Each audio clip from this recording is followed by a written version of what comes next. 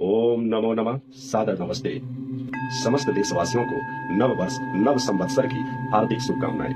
मित्रों, चैत्र शुक्ल पक्ष प्रतिपदा को प्रत्येक वर्ष हम नव वर्ष मनाते हैं। आइए हम थोड़ा सा विचार करते हैं कि चैत्र शुक्ल पक्ष प्रतिपदा को हम क्यों नव वर्ष मनाते हैं और कितने वर्षों से मना रहे हैं। इस पे हम प्रकाश डालने का प्रयास करते हैं। चैत्र शुक्ल प्रतिपदा को ही हम नव वर्ष क्यों मनाते हैं। तो दरअसल ईश्वर ने जब सृष्टि की रचना की थी, तो सृष्टि की रचना करते वक्त जो समय था, जो तिथि थी, चैत्र शुक्ल पक्ष प्रतिपदा की ही तिथि थी। इसी दिन उन्होंने सृष्टि का रचना की थी। दूसरा, प्रभु श्री राम का राज्याभिषेक भी चैत्र शुक्ल पक्ष प्रतिपदा तिथि को ही हुआ था। और तीसरा, महाराजा विक्रमादित्य ने विक्रम संवत कैलेंडर जब चलाया था, कैलेंडर की जो स्थापना की थी, वह तिथि भी चैत्र शुक्ल पक्ष प्रतिपदा ही थी। ये तीन मुख्य कारण है। इन तीन मुख्य कारणों की वजह से हम नव वर्ष चैत्र शुक्ल प्रतिपदा को मनाते चले आ रहे हैं।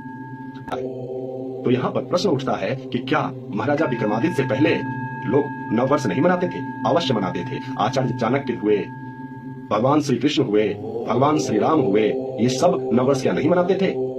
चक्रवर्ती सम्राट राजा भरत हुए, क्या ये लोग नव वर्ष नहीं मनाते थे?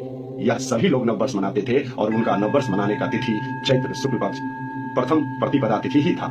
इसी तिथि को ये सारे लोग नव वर्ष मनाते थे। लेकिन समय के चक्कर में हम अपनी सभ्यता संस्कृति को भूलते चले गए और आज के समय में हम अंग्रेजी तारीखों के हिसाब से, अंग्रेजी कैलेंडरों के हिसाब से 1 जनवरी को नव वर्ष मनाते हैं, जो कि बहुत ही गलत है। हम अपनी सभ्यता और संस्कृति से विमुख होते जा रहे हैं। ये हमारा दुर्भाग्य है। और कुछ मुख्य कारण जानने का प्रयास करते हैं। दरअसल इस बात का कारण जानने का प्रयास करते हैं कि कितने वर्षों से हम मनाते चले आए। तो हम अपने घरों में कोई भी दैनिक पूजा पाठ या अग्निहोत्र यज्ञ आदि करते हैं, तब उस अवसर पर हम एक संकल्प मंत्र बोलते हैं। वह संकल्प मंत्र इस प्रकार से होता है: ओम तत्सत श्री ब्राह्मणो द्वितीय प्रार्धे श्वेतवाराह कल्पे वैवस्वतमन्वन्तरे अष्टाविंशतितमे कलियुगे प्रथम चरणे एक वृंदा षण्णवतित कोटिः अष्टलक्षण त्रिपंचशत सहस्र पंचाशीत्युत्तरशततमे, अर्थात 1,96,8,53,124वां वर्ष आज चल रहा है सृष्टि का।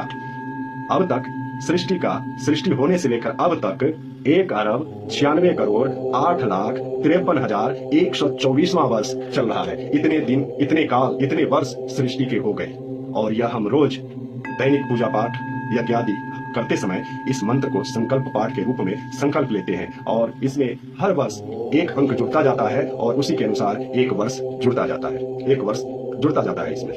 तो इस हिसाब से लगभग मान के चलें तो इस सृष्टि का 2 अरब वर्ष व्यतीत हो चुके हैं।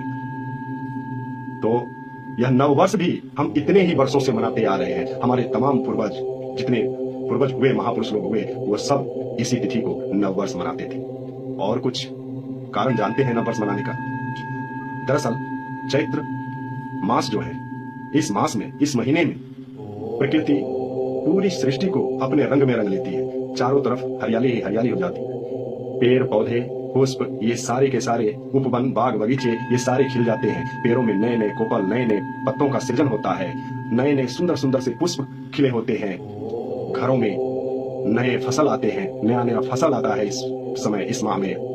शैक्षणिक संस्थानों में जब बच्चा अपनी पिछली कक्षा को छोड़ के नए कक्षा में प्रवेश करते हैं, वो प्रवेश काल भी यही होता है इसी समय, यानी कि चैत्र का महीना जो है, चैत्र माह मार्च और अप्रैल का संयोग से, मार्च और अप्रैल के बीच में आता है। तो इसी समय बच्चों का कक्षा भी चेंज होता है, यानी कि अपने पुराने कक्षे को छोड़ के नए कक्षे में जाते हैं। तो इस समय हर चीज नया होता है, संपूर्ण सृष्टि नई होती है, नई वातावरण होता है, नया ऊर्जा होता है, नई उमंग होती है। और इस संपूर्ण नई सृष्टि के माहौल में हम नव वर्ष को स्वीकार कर नव वर्ष को मनाते हैं। तो ये बहुत ही सौभाग्य की बात है कि हम सनातनियों को, हम भारतीयों को अपने वैदिक तिथि के अनुसार, धार्मिक तिथि के अनुसार जो हमारा सृष्टि का तिथि है, चैत्र शुक्ल प्रतिपदा तिथि, इसी तिथि को नव वर्ष मनाना चाहिए।